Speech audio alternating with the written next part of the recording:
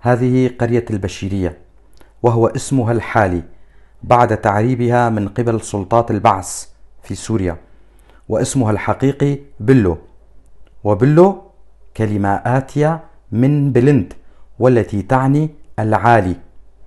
واسم هذه القرية ورد في كتاب أحمد وصفي زكريا عشائر الشام. هذا الكتاب في أول نشرة له كان في العام 1945، وهو أيضا قال بأنها كردية، قال عن هذه القرية بأنها قرية كردية. تقع هذه القرية على قمة الجبل الوسطاني، وتطل على سهل روج في ريف جسر الشغور الشرقي، وتبعد عن قرية بزيت 6 كيلومتر، وعن مدينة جسر الشغور من 15 إلى 20 كيلومتر. عدد السكان حوالي 3000 نسمة، كلهم كرد لكنهم لا يتكلمون الكردية. ليس هذا فحسب، ولكنهم قاموا بتعريب أنفسهم، سأقول ذلك وسبب ذلك بعد قليل.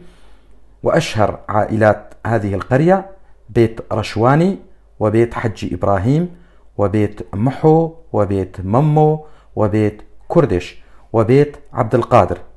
وبالرغم من ورود اسم هذه القرية في كتاب عشائر الشام كما ذكرت سابقا لأحمد وصفي زكريا في العام 1945 للميلاد، وبالرغم من سيماء أهل القرية الذي يعبر بشكل واضح لا غبار عليه عن أصلهم الكردي، لكنهم تخلوا عن أصلهم، لأن غالبية أهل القرية من أصحاب الشهادات، ومعلوم لدى جميع السوريين بأنه لا يتم تثبيت أحد في الوظائف الحكومية إلا بعد دراسات أمنية.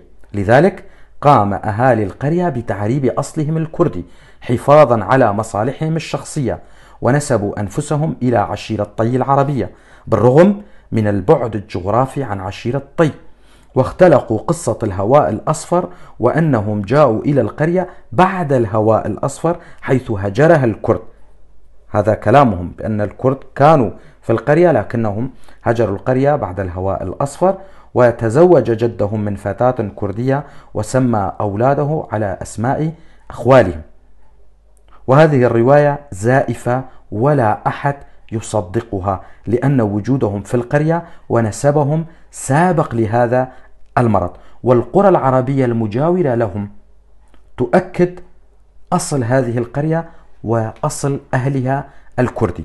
لذلك أطالب أهالي القرية كمواطن كردي، لا مصلحة شخصية لي معهم، بل هم أهلنا.